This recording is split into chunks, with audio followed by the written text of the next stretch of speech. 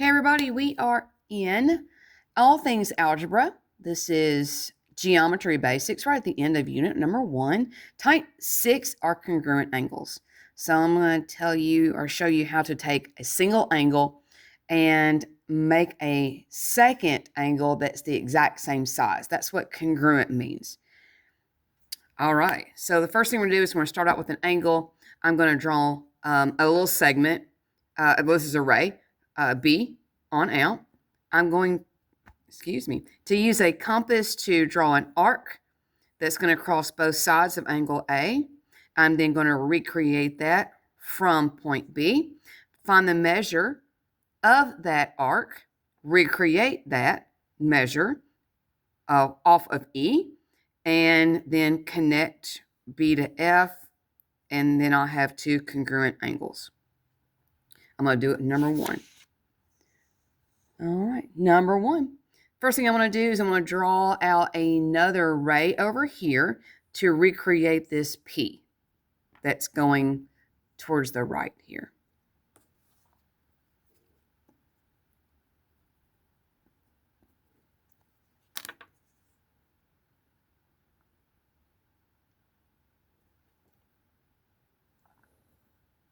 Now, if you have a question of how long to make it, you'll notice that I've made mine slightly longer than the original for no real reason. I just feel secure being longer than shorter. Okay, now I'm going to make an angle off of P that crosses both sides and then do the exact same arc off of my point A. Now, if you're asking yourself as a student, well, how big does it need to be? It doesn't really matter. As long as it crosses both sides, you're pretty good. So you can make it as small or as long as you want.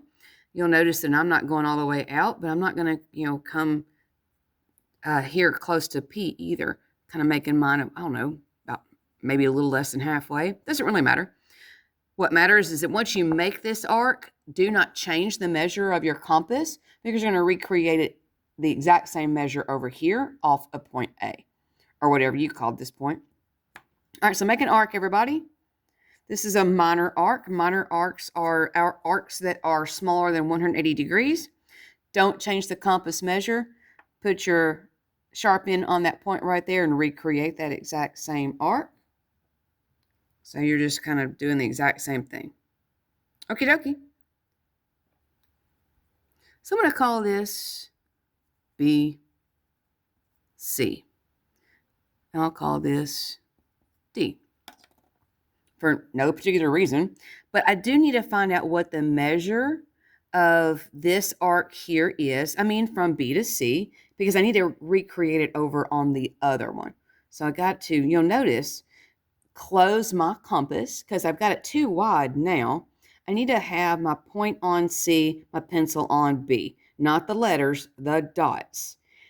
Okay, so I'm going to have to close my compass and check it until I feel very comfortable that I have one on C, one on B. That looks pretty good. Okay, so I'm going to just take it and put my sharp end on D and recreate that. So again, I'm just recreating this measure here off of D. So you notice they're about the same. There it is. There it is. Well, I'm going to call that, what am I up to? A, B, C, D, E. I'm going to call it E. And then I'm going to make a clone, if you will, of PB. And that's going to be AE. Again, my goal here was to turn one angle into two angles that are the same size. So I'm going to match up the dot E with A. Boom, there I go. All right, here you go, you guys. I have two angles now that are the same size as the original angle P. I'm going to do the same thing on number 2.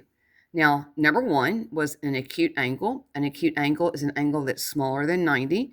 The steps are not going to change, even though this problem number 2 is an obtuse angle. By definition, an obtuse angle is an angle that's bigger than 90. Same exact steps. So I'm going to start off by recreating this Hughes ray off to the side here.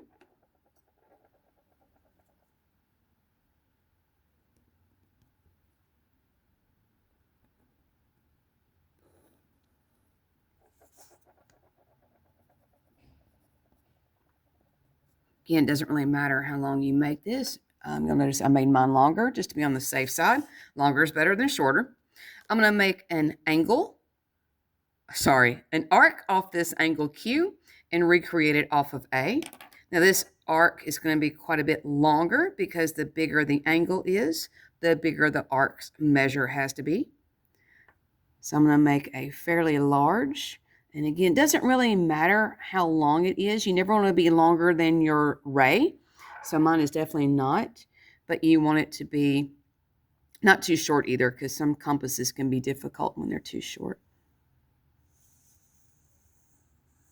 And I'm going to recreate that same angle off of point A.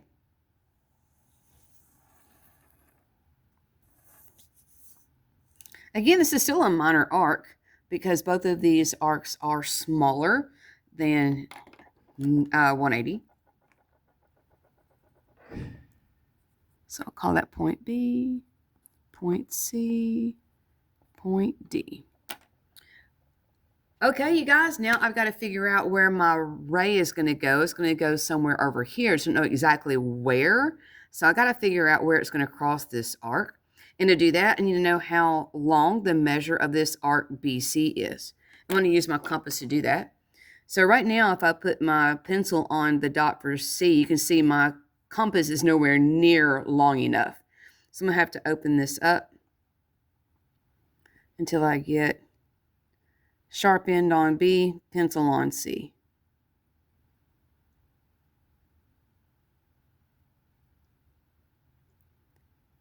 So that's pretty close right there. Let me see. So I'm going to put my sharp end on the C, and maybe a wee bit more. Yeah, there we go. All right, so I've got it measured out. Now I'm going to move over here to point D and make that same arc. I need the intersection of where it's going to go.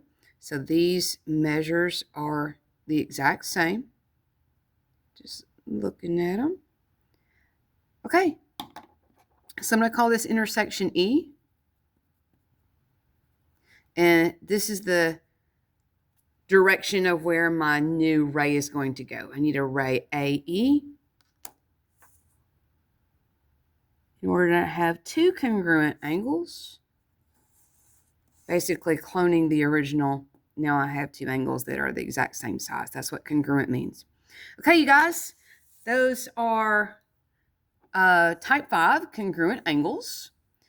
And I think that's going to be the last type. If you have any questions, let me know, and I will be happy to answer that or explain something better or ask your teacher. Yeah, good luck to you. If you have anything else you need, let me know.